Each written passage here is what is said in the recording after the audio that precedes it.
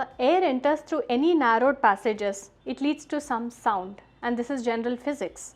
And whenever air is entering through any narrowed respiratory tract like windpipe or nostrils or nose, it will cause a sound, and this is called snoring. So what are the different types of snoring, or what are the different causes of snoring? Mainly it is the fat deposition over the neck.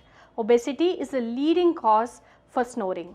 Apart from this, many internal obstructions in the respiratory tract like any deviated nasal septum or turbinate hypertrophy or tonsillitis or adenoid hypertrophy or adenoid enlargement.